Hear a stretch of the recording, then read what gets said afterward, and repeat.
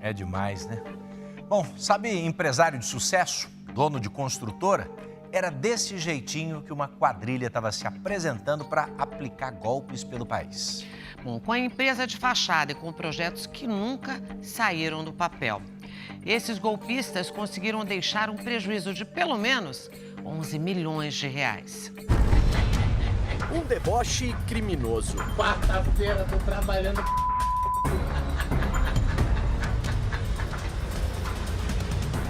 Tô trabalhando mesmo. Uma casa noturna em um dos balneários mais cobiçados do Brasil, comprada com o dinheiro de golpes. A dona do estabelecimento, que fica em Búzios, na região dos Lagos, no Rio de Janeiro, se exibe nas redes sociais. Segundo a polícia, uma dupla criminosa. Caterine Maurente e Robson da Rocha Bezerra fazem parte de uma quadrilha que saiu do Rio de Janeiro para aplicar golpes em cidades do interior do país. Quando você, de repente, cai na mão de um bandido, você se sente seguro, R$500 milhões, não é brincadeira, né? Um lugar tranquilo a 1.300 quilômetros da capital fluminense. Foi na cidade de Rio Verde, em Goiás, que os criminosos decidiram se instalar no início do ano passado. Para a Polícia Civil do Estado, o grupo pensou em tudo. Escolheu o município porque fica em uma região que movimenta muito dinheiro. Rio Verde está entre as 10 maiores economias agropecuárias do país. Para os estelionatários, um cenário perfeito. A quadrilha escolheu essa casa para morar. Um imóvel de alto padrão avaliado em cerca de R$1 milhão. O lugar servia como uma espécie de quartel-general do crime. Era aqui que todos os integrantes do grupo se reuniam. Uma base de apoio para os criminosos que iam e voltavam do Rio de Janeiro. Na casa, segundo a polícia, eles planejavam os golpes e decidiram montar uma empresa de fachada. A sede dessa empresa funcionava neste local, no centro de Rio Verde. Um escritório completo com computadores e até recepcionistas para dar um ar de legalidade ao esquema. A empresa GTX, construtora e incorporadora, tinha uma frota de caminhonetes de luxo. Os falsos empresários faziam ainda propaganda de filiais em outros estados do Brasil. O chefe do esquema é Atos Magno Maurente, marido de Caterine, dona da casa noturna em Búzios. As investigações identificaram ao todo 16 integrantes da quadrilha.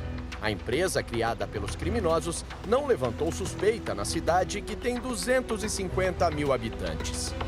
Eles também andavam bem vestidos, relacionavam-se socialmente com os integrantes ali do município, de forma que a passar credibilidade e conseguir o proveito ilícito. Só depois de conquistar a confiança de comerciantes e empresários é que a quadrilha começava a agir. Eles apresentavam às empresas, daqui de Rio Verde, de outros estados da federação, falsos balanços financeiros. Esses falsos balanços financeiros tinham valores fictícios ou superfaturados. Os bens adquiridos, veículos, maquinários, parte eram vendidos, parte era vendida e parte era comercializada através de locação para terceiros. Um golpe muito bem tratado, não desconfiamos. E não tinha como desconfiar. O comerciante foi uma das vítimas da quadrilha. Vendeu R$40 mil em materiais de pintura e construção ao grupo.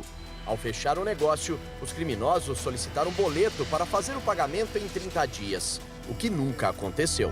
Foram feitas todas as pesquisas para a gente rastrear se tinha alguma coisa errada ou não, e foi tudo limpo. Eu tive no local, e foi constatado lá, tinha escritório, tinha funcionários.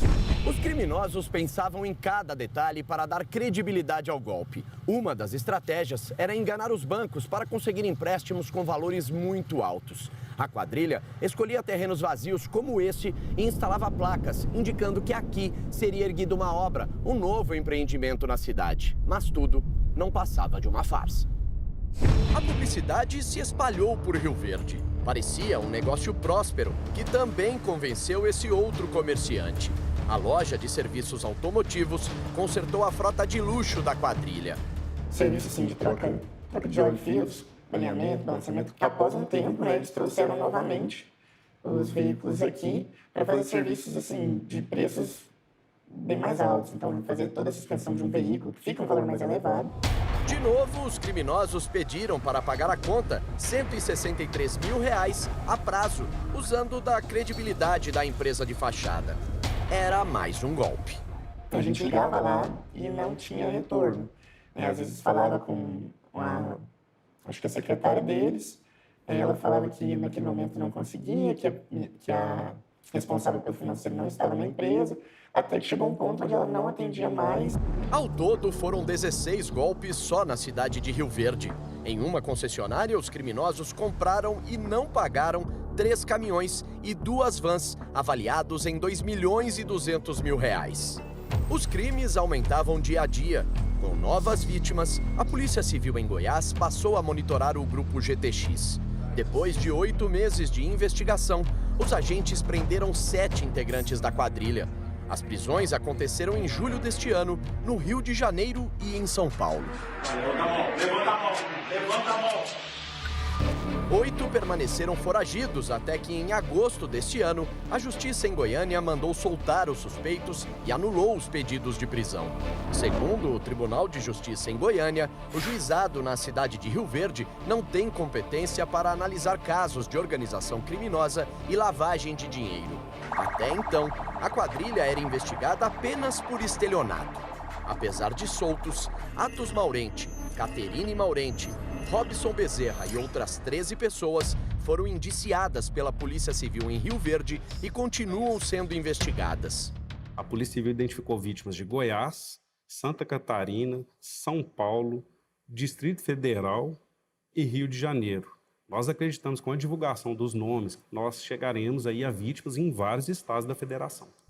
Para a polícia em Goiás, este é um grupo perigoso. Um dos integrantes tem ligações com milicianos no Rio de Janeiro.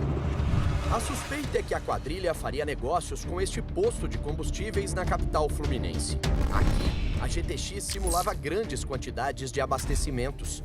Usavam uma bandeira de cartão de crédito para pagar essa falsa compra. O dono do posto, aliado da quadrilha, imediatamente acionava a empresa do cartão e pedia a antecipação do pagamento.